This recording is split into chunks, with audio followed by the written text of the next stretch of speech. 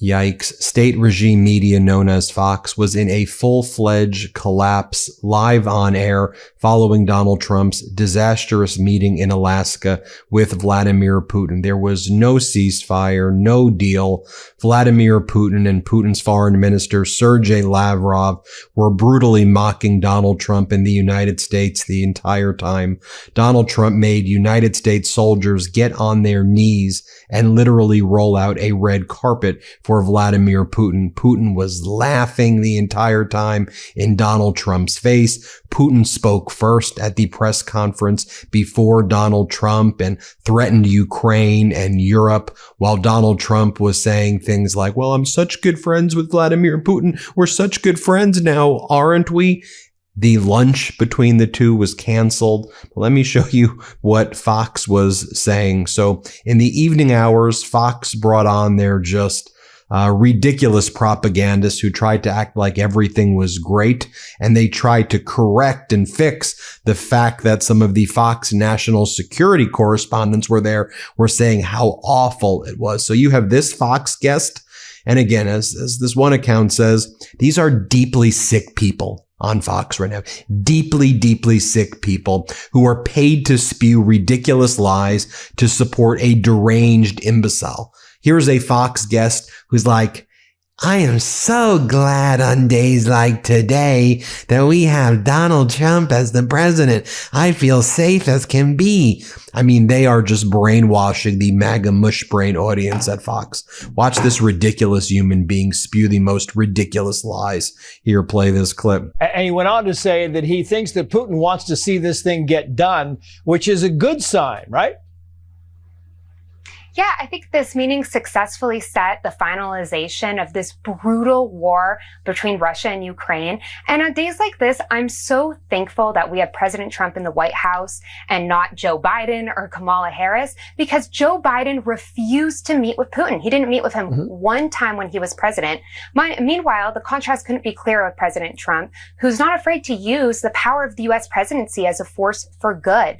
And President Trump knows that peace comes through strength, so that's exactly what he's going to do. And I think, the B-2 bombers were an amazing sight today. It was incredible imagery with all the jets lined up as well, because Vladimir Putin knows that he needs to come to the table. He's not dealing with Joe Biden anymore. Yep. President Trump knows to use the carrot or the stick, and he's going to have incentives for peace, but he's also going to make it clear that there will be major consequences for Russia if he defies President Trump. Then you had Kellyanne Conway, Miss Alternative Facts, say, do you realize what a great day this was for Donald Trump and America? Wow, Donald Trump really beat Putin today.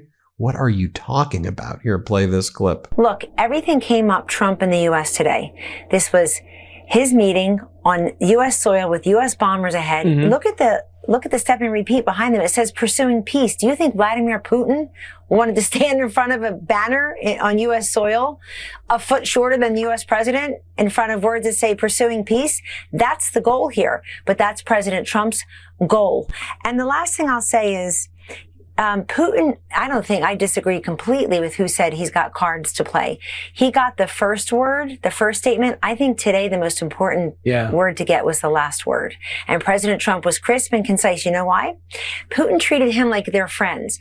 Oh, the religious artifacts. Oh, you're looking so healthy and vibrant. Donald Trump was not being his jovial, jaunty self in this press conference. It was not emotional. It was transactional.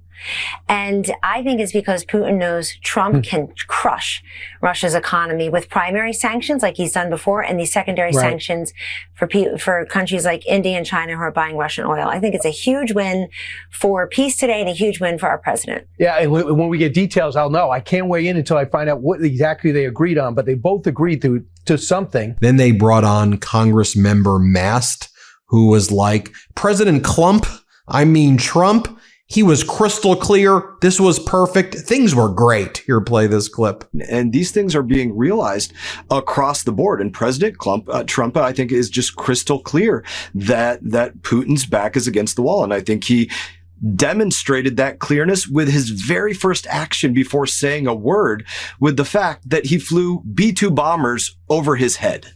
Why was that important? I think that was not an accident, obviously. For him to fly a B-2 bomber over Vladimir Putin's head, it was a signal to him that when President Trump says, hey, there could be very serious consequences, he's saying that these serious consequences can be very far-reaching. Maybe it's fires that we sell to European countries or other NATO countries that can reach Moscow or St. Petersburg, or oil refineries or other things, or maybe it's other weapon systems that we make sure get into the hands of the Ukrainians. I think that's what I read between the lines of that number one action of them stepping on stage and having that bomber go overhead. Then former MAGA Republican Congress member Chaffetz, who's now a Fox pundit, he gets on there and he's like, this was a huge win for America. This was a huge win for Trump. This is what strength looks like. Here, play this clip. Look, I think it's a huge win for President Trump, for the United States. There is but one superpower in this world. It's the United States of America, both militarily and economically. You had the visuals on the military side, but both President Putin and President Trump talked about the economic strength. I also don't think this is all about Ukraine. I think they probably had a discussion that was much broader than that. I think this has to do with China. I think it has to do with Israel. I think it has to do with where Vladimir Putin. You think they talked about all that? I think they do mention that. I don't think they go 3 hours with maps. Well, because I think they actually go through and they want to talk about all of these places on where Russia is in the world. And we can push Russia around, because if Donald Trump decides to turn that knob and say, you're no longer going to be a participant in the world economy, then you're going to fall apart. That's why President Trump holds all the cards. And that's why John Radcliffe going, don't you think, Jason? Yes. John Radcliffe going is important. Howard Lutnick. Because he knows what's going on in Russia. He has the intelligence. So he says, listen, I know what he's telling you, Charlie Hurt. Radcliffe could say, but I'm going to tell you the reality, what's really happening in Russia. And the CIA knows. Hey, everybody. Ben Meiselas here from the MeidasTouch Network. I wanted to let you know about my podcast partner, Michael Popak's new law firm. It's called the Popak Firm. Michael Popak's pursuing his dream of starting his own law firm, really based on the popular demand by all the Meidas Mighty and legal AFers who are approaching Michael Popak with their cases and saying, can you help us? And at that time, Popak was not able to. So he went out on his own. He started the Popak Firm, where he is now handling catastrophic injury cases like car accident cases, trucking cases, malpractice cases, big negligence cases, wrongful death cases. So if you or someone you know have a case like this, the consultation with Popak's firm is free. Give him a call. See if you have a case.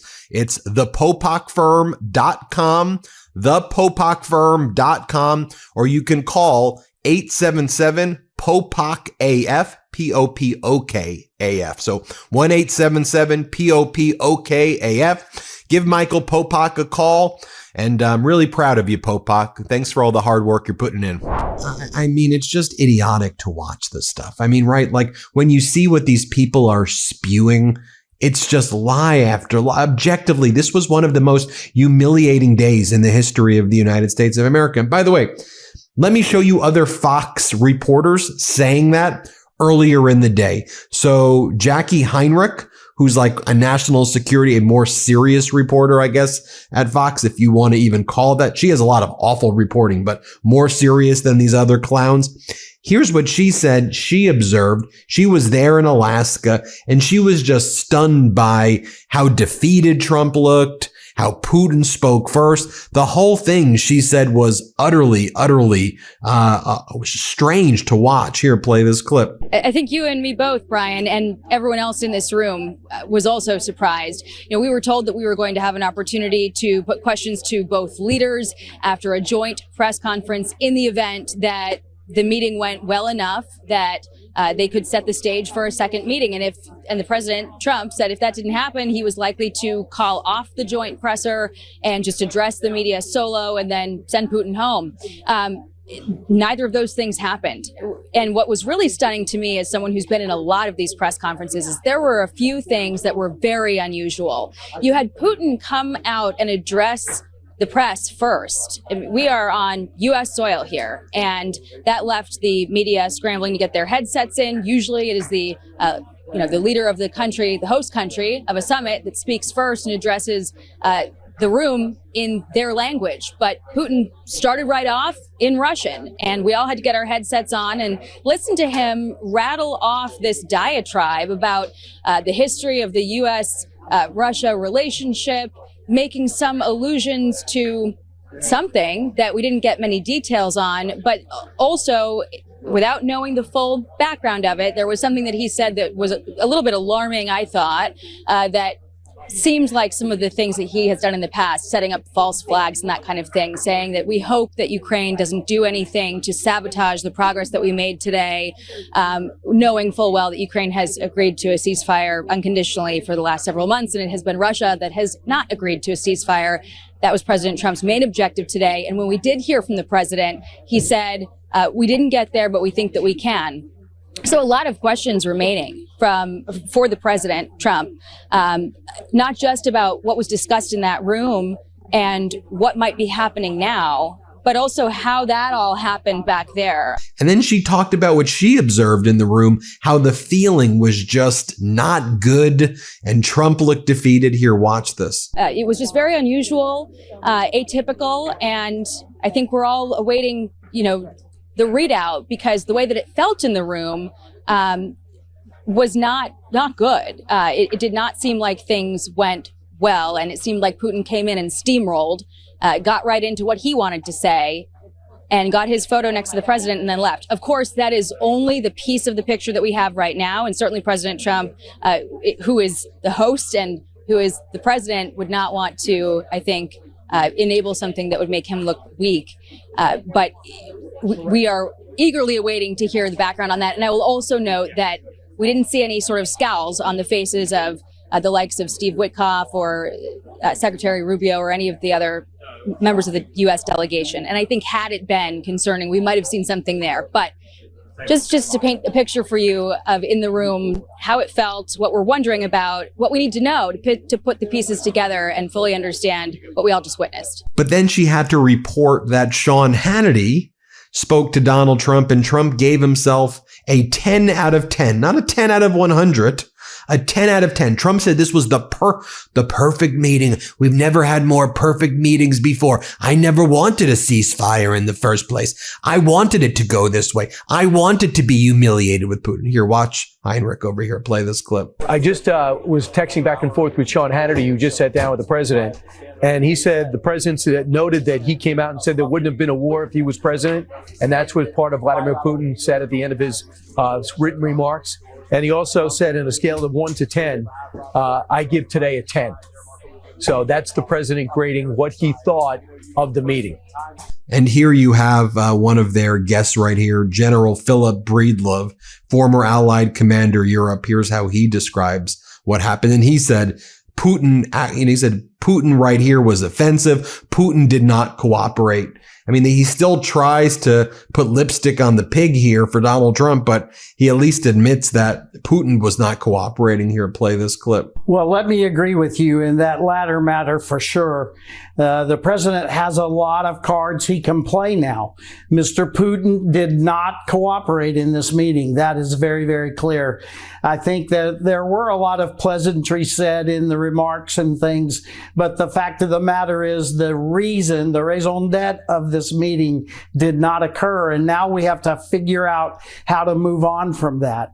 And I think that the president has tools that he should and could bring immediately into play to signal to Mr. Putin that this was not the appropriate end to this meeting. And here's how Brett Baer described what he observed. Let's play this clip. President Donald Trump and Russian President Vladimir Putin.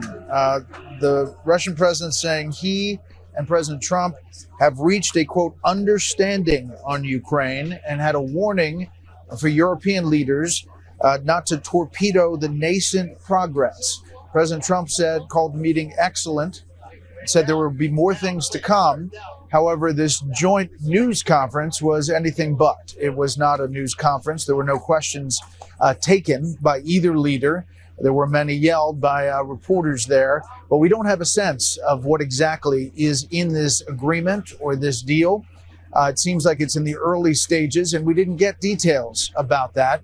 The reporting about President Trump making those calls to President Zelensky and other European leaders apparently was premature. The president saying that he will make those calls momentarily and brief them about the inner workings. But we didn't hear the definite second meeting with President Zelensky, at least not yet. But you heard at the end, Vladimir Putin saying the next meeting is in Moscow. President Trump didn't agree to that specifically, but said maybe. Because earlier Bret Baier was interviewing Donald Trump, and Donald Trump said to Bret Baier that, he's going to stand up to Donald Trump, and I think it's going to work out well if there's no ceasefire. I'm just going to walk out on Putin. No, in fact, quite the opposite. Donald Trump's now saying that despite there being no ceasefire, Donald Trump's been saying, no, I'm not going to do sanctions on Putin now. We got what we wanted. No sanctions against Putin. But first, watch Donald Trump with Bret Baier here. Here, play this clip. Okay, in the office with President Trump on Air Force One, heading in. What's your initial feeling? How are you feeling about what you're going to get out of this? I think we're going to do very well. Our country is doing very well. We're setting records economically like we never have before, including the stock markets are all at a record high. We're taking in trillions and trillions of dollars with tariffs. We're going for a meeting with President Putin in Alaska, and I think it's going to work out very well. And if it doesn't, I'm going to head back home real fast. I mean, if it doesn't, you walk. I would walk too. So then Donald Trump, as I mentioned, he then goes on Hannity, and then Donald Trump tells Hannity on Fox in the evening, when Hannity's like, so what are the severe consequences? You've been talking about severe consequences on Russia. What are they? And then Donald Trump's like, why would I do severe consequences? This went great. We'll see what happens in a few weeks, but this was perfect. Here, play this clip. I didn't like looking. I was very sad to watch and see. When you talked before coming here about the consequences for Vladimir Putin being severe, I found that interesting. Severe would be defined by me. India doesn't buy your oil. The European Union won't buy it. And why in the back of my head was I thinking, wait a minute, Donald Trump just delayed a possible increase in tariffs on China. Why do I think that probably President Trump was thinking ahead that maybe if you had to, that would have been part of the consequences? Well, because of what happened today, I think I don't have to think about that. Now, I may have to think about it in 2 weeks or 3 weeks or something, but we don't have to think about that right now. I think the meeting went very well. This went perfect? What are you talking about? By the way, while the meeting was taking place, Putin was attacking Ukraine, killing a lot of innocent Ukrainians with Shahed drones, with ballistic missiles during the meeting in Alaska, where Putin had no intention of a ceasefire. Putin was giving propaganda during his speech where he spoke first, and Jackie Heinrich alluded to it, where Putin was blaming Ukraine for starting the war. Ukraine harming the security conditions, that Russia needed to pursue its primary objectives of getting all of the Ukrainian land back, which Russia claims falsely it's his. But Donald Trump says he gives himself a 10 of 10. Here, play this clip. If you had to grade it on a scale of 1 to 10? So I think the meeting was a 10 in the sense that we got along great. And it's good when, two big powers get along, especially when they're nuclear powers. We're number one, they're number two in the world. And it's a big deal. That's a big deal. You never want to even mention that word, the word nuclear. But we have a tremendous nuclear. I rebuilt it when I was president, first term. And I hated to rebuild it. It was the one thing I hated to rebuild, but we had to. And we have the greatest nuclear force. We have the greatest military in the world, actually. And they have a big nuclear presence also. I just want to remind you all that Donald Trump said earlier in the week when he was at the Kennedy Center that if Russia didn't agree to stop the war, that there would be sanctions immediately. He's just such a liar. Here, play this clip. Russia face any consequences if Vladimir Putin does not agree to stop the war after your meeting on Friday? Yes, they will. Yeah. What will the consequences there will be? Sanctions, tariffs? There will be, I don't have to say, there will be very severe consequences, yes. By the way, can you spot the difference here in this photo? Putin with Trump, Trump versus Zelensky. I mean, Donald Trump is just such a complete and utter traitor. Here's how they're talking about it on Russian media.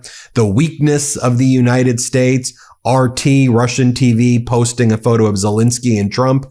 Trump to meet with Zelensky and EU leaders virtually on Wednesday. Think they're satisfied? Mocking Zelensky, mocking Europe. Trump won't even meet with them in person. Trump will meet with Putin in Alaska, but will meet virtually with Zelensky and Europe. A real, just horrific day. And even Lindsey Graham is out there, basically saying, look, I trust Trump with all of this. Here's Lindsey Graham. Let's play it. A couple of things really stand out to me. Vladimir Putin saying to the world, this war never would have happened had Donald Trump been president. Donald Trump, scale of 1 to 10, gives it a 10. I took a lot away from this interview. Your thoughts? Number one, I don't really care I blame Putin more than anybody else for starting the war. I want to be clear about that. But let me tell you, I've never been more hopeful this war can end honorably and justly than I am right now. Yeah, I just think it's so utterly pathetic. Let me know what you think.